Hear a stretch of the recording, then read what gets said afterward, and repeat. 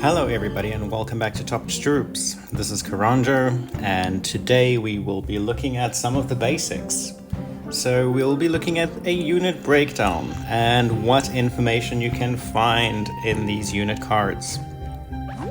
Firstly, let's see what troops we have. There's one epic, which is the warrior carriage. Most likely will be used to either feed other troops or to retire. And earlier I got an arcane warrior from this barracks as well, not just that one troop, which is great. But without further ado, let's jump into it. So overall unit breakdown. What can we see on this section?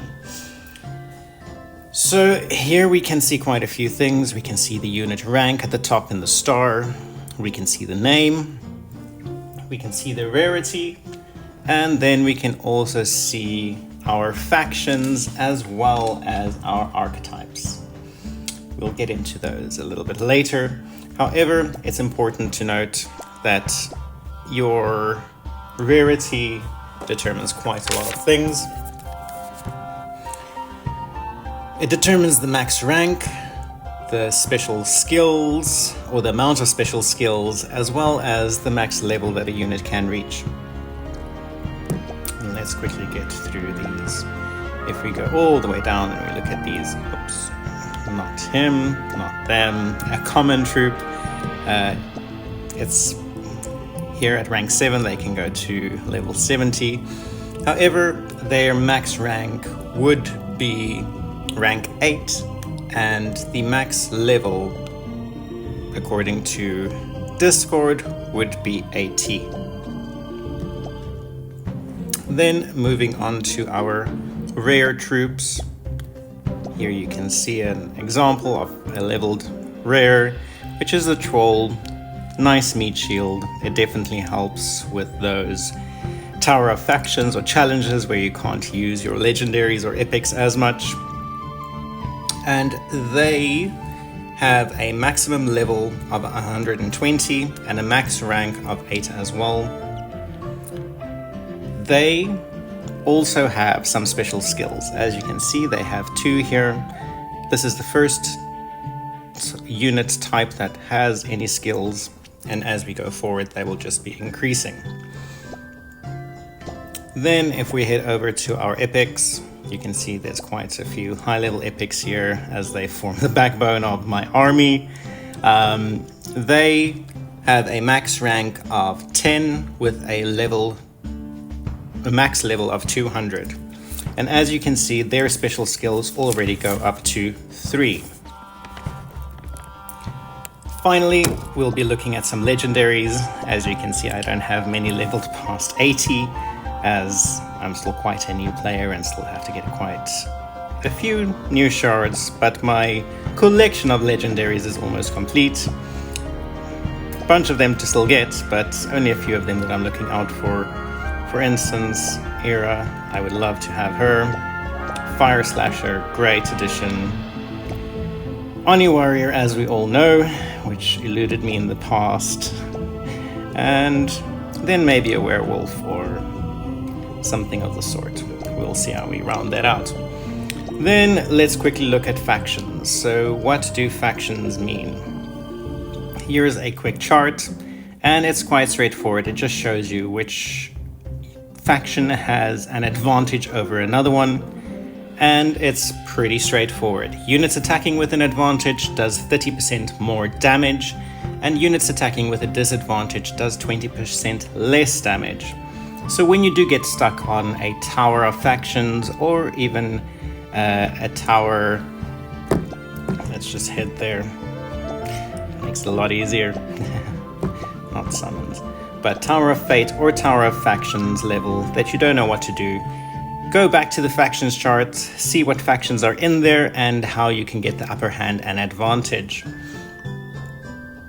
Then lastly on this video, a lot of people have been asking what epics to keep, what do you do with your common troops. Common troops, generally I would keep 2 or 3 of each. As you can see here, I normally, of the higher levels up to level 8, So level 7, you'll see I generally would keep enough to make a 5-group combo, if I can.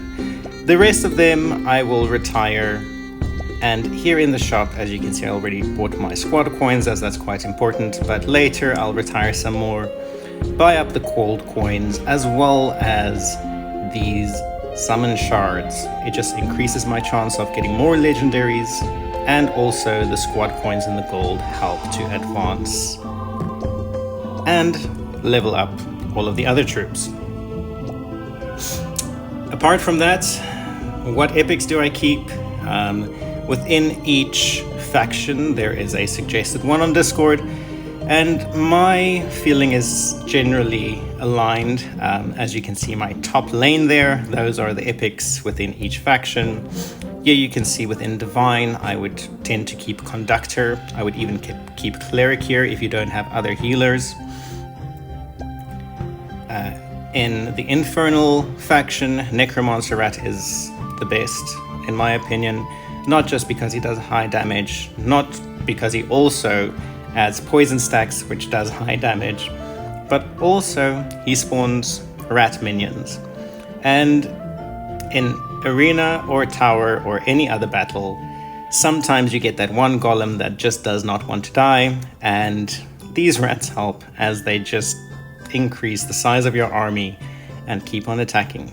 Also great in ancient battles if you can keep the rats alive, which is why I have multiple of Verleaf. Generally, with these epics, I would keep at least 2 of each before I start ascending and leveling. It just doubles up on the value from leveling these units and, investing in their skills. From the Militia faction, Golem, as you can see, is a favorite. It's just because it's an all-around tank. He has such high defense that, combined with Verleaf's healing, people struggle to get through. And then lastly, from the Hunters, it is the Arcane Hunter. Why? Because obviously she shoots through various enemies and can hit the backline quite easily and does quite a bit of damage. So those are my 5 epics to keep and to level. If you want some guidance, it is the Conductor, the Necromancer Rat, Verleaf, Golem, and Arcane Hunter. Thanks guys, and progress without stress. Enjoy!